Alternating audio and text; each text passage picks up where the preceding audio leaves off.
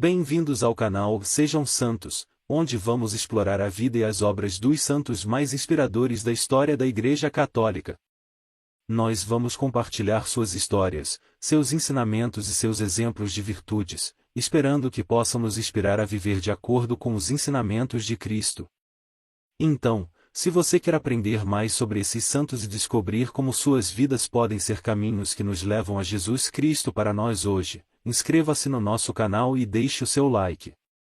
Inscreva-se hoje mesmo, divulgue nosso canal a seus amigos e comunidades e nos ajude o nosso canal para que possamos alcançar mais pessoas na divulgação a conhecer mais a vida dos santos, onde a santidade é uma jornada diária.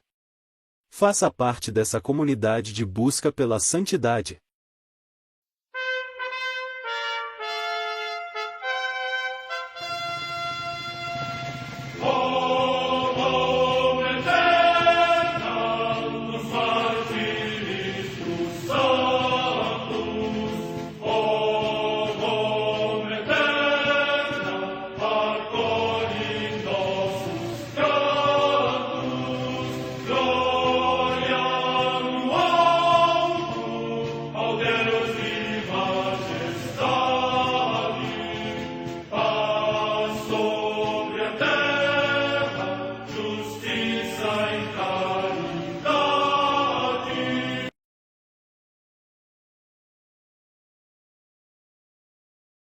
Ler a vida dos santos desperta em nós o desejo de seguir a Cristo.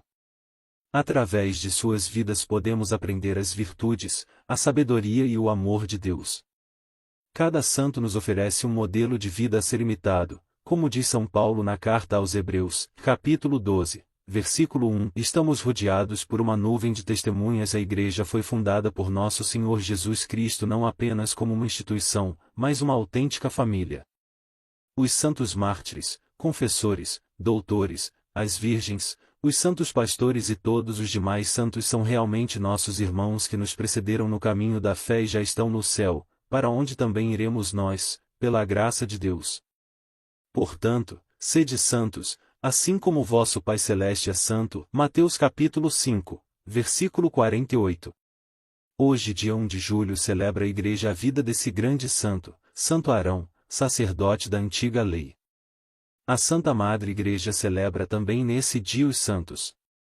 Em Vienne, na Gália Leonense, na atual França, São Martinho, bispo. Morte no século III.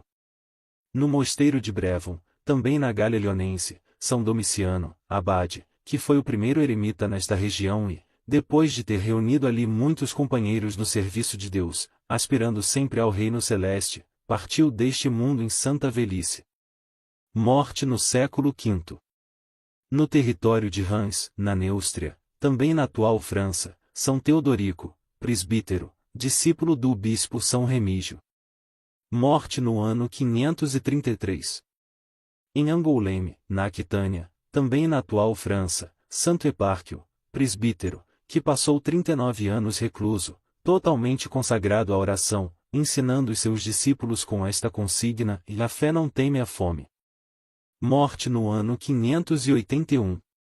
Na Bretanha Menor, também na atual França, São Gouveno, bispo, que, depois de ter seguido a vida solitária, conta-se que foi sucessor de São Paulo de León. Morte no século VI. No mosteiro de Saint-Calais, no território de Le Mans, na Gália, também na actual França, São Carilefo, abade.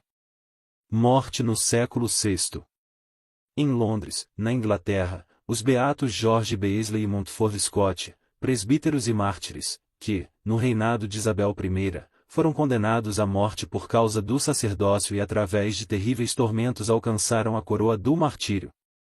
Morte no ano 1591.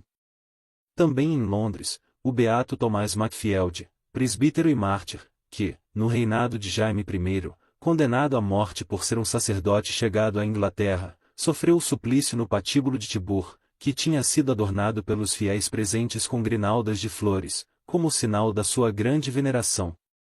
Morte no ano 1616. Também em Londres, o beato Olivério Plunkett, bispo de Armagh e mártir, que, no reinado de Carlos II, falsamente acusado de traição e condenado à morte, à vista da multidão presente, diante do patíbulo, perdoou aos inimigos e professou firmemente até ao fim a sua fé católica. Morte no ano 1681.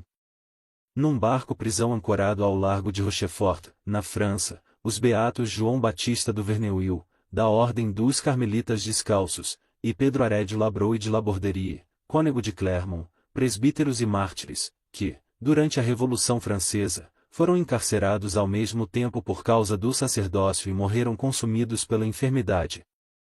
Morte no ano 1794. Em Stresa, no Piemonte, região da Itália, o beato Antônio Rosmini, presbítero, teólogo, filósofo e fundador do Instituto da Caridade e da Congregação das Irmãs da Providência. Morte no ano 1855. Em La Valeta, na ilha de Malta, o beato Inácio Falson, clérigo, que se consagrou à oração e ao ensino da doutrina cristã, prestando grande atenção aos soldados e navegantes, para que abraçassem a fé católica antes de partir para a guerra. Morte no ano 1865. Em Zuidian, junto de Jieshui, no Hunan, província da China, São Zhão Ailu, mártir, que, na perseguição dos sectários Vietuan, ainda catecúmeno declarou espontaneamente que era cristão e, fortalecido pelo sinal da cruz, mereceu ser batizado no seu sangue. Morte no ano 1900. Em Rancho de Las Cruces, localidade de Guadalajara, no México, os santos Justino Orona Madrigal e Atilano Cruz Alvarado, presbíteros e mártires, que, durante a perseguição mexicana, foram assassinados ao mesmo tempo pelo Reino de Cristo. Morte no ano 1928.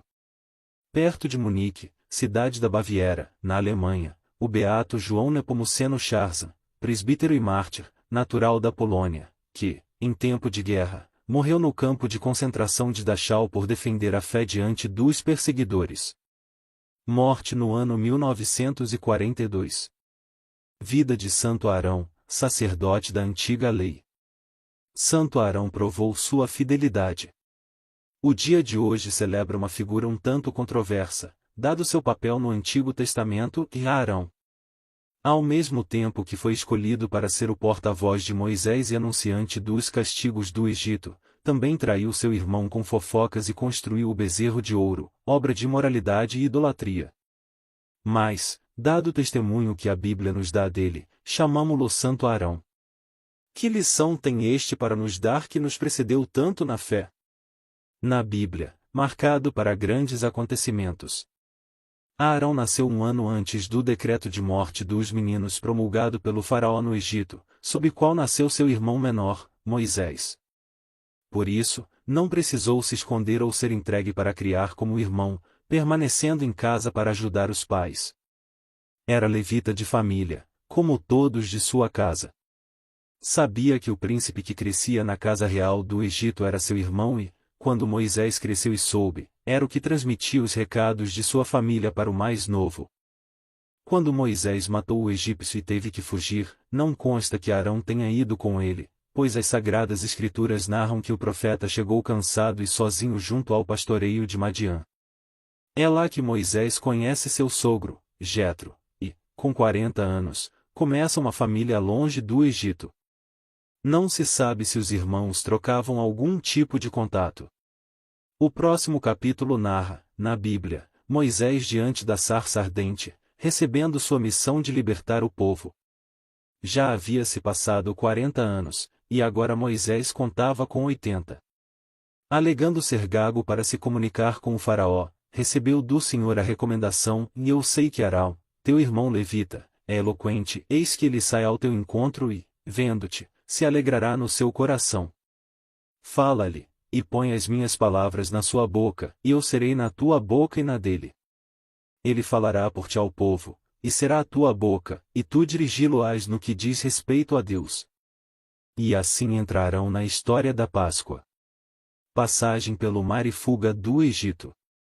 Dos prodígios do Egito, sabemos as desenvolturas e as batalhas que os irmãos enfrentaram. O faraó declarou guerra ao Senhor Deus de Israel, infernizando ainda mais a vida dos hebreus que lá moravam, que já eram tratados como escravos. Moisés, então, evoca as pragas que fazem o estrago nas fileiras egípcias, e os atormentam. Arão vivia como a voz do irmão profeta. Sabia ele que o carisma e a presença tinham sido dadas ao mais novo, porém que também desempenhava um papel providencial, não só a comunicação, mas também a união que os hebreus eram chamados a ter, como uma nação regida pelo Senhor. No fim, após a última praga, a morte dos primogênitos, o faraó permitiu que o povo fosse embora, mas seu coração se embotou e ele mandou seu exército não os deixar escapar. Moisés abriu o mar vermelho e Israel passou a pé enxuto, enquanto as ondas abateram os soldados egípcios. Instituição do sacerdócio de Arão. Um novo capítulo para os hebreus começa com a fuga do Egito, além de uma nova missão para Moisés, guiar a nação e estabelecer as leis. Ao mesmo tempo, Arão já não precisava mais se dedicar à comunicação. Em honra de sua fidelidade, sempre humilde perante seu irmão mais novo, quis o Senhor dar o direito do sacerdócio a Arão, fazendo isso por meio de um milagre, e mandou Deus que um representante de cada uma das 12 tribos levassem um ramo seco para a tenda onde residia Moisés. O bastão que florescesse, esse seria o que conduziria às cerimônias. Diante dos olhos admirados dos hebreus, o ramo de Arão floriu, fazendo com que a tribo de Levi, da qual era o representante, ficasse responsável por presidir os cultos da religião. Desse sacerdote edito e exaltou também a Arão, santo como ele, seu irmão, da tribo de Levi. Confirmou para ele uma aliança eterna, deu-lhe o sacerdócio do seu povo, encheu-o de felicidade e de glória. Moisés consagrou-lhe as mãos e o ungiu com o óleo santo. Foi-lhe, pois, concedido por aliança eterna, a ele e à sua descendência, enquanto durar o céu, servir ao Senhor e exercer o sacerdócio, e abençoar o povo em seu nome. Pecados e queda de Arão. 2 são as faltas das quais Arão é sinalizado na Bíblia. A primeira foi a terrível impunidade de, enquanto Moisés falava com o Senhor na montanha, fazer o bezerro de ouro para substituir o verdadeiro culto. Arão, como sumo sacerdote, não só permitiu, mas como coletou o ouro e moldou a estátua com suas mãos, abençoando-a depois. Esse terrível pecado não só mostra uma falta de moralidade enorme, mas também uma desonestidade de Arão gigante. Como poderia ele venerar o ouro como seu criador? E pior, abençoá-lo com as mãos ungidas pelo óleo santo do Senhor? É perplexitante. Sua segunda falta explícita nas páginas santas é quando fofoca com sua irmã, Maria, sobre a esposa de Moisés. Esta não era hebreia, mas etíope, ainda da herança da época que Moisés viveu em Madiã. E o julgamento que se fazia não era tanto sobre sua mulher, mas a capacidade de julgamento do irmão, em se ele era capaz de escolher uma mulher para casar que não fosse do seu povo, não seria capaz de traí-los? O próprio Senhor se irritou com este julgamento abobado e invejoso. Maria, irmã de Moisés, amanheceu com uma lepra que lhe cobriu todos os membros e a prostrou sob a tenda. Arão, percebendo ser a lepra a consequência do pecado, vai até seu irmão implorar perdão e interceder por sua irmã. Moisés, santo também, vai ao encontro e toca na pele de Maria, fazendo a lepra sumir. Aqui vemos o poder de intercessão do sacerdote, que, embora pecador ele também, tem o dom de implorar ao Senhor e receber o atendimento de seus pedidos. Santidade de Arão, o sumo sacerdote.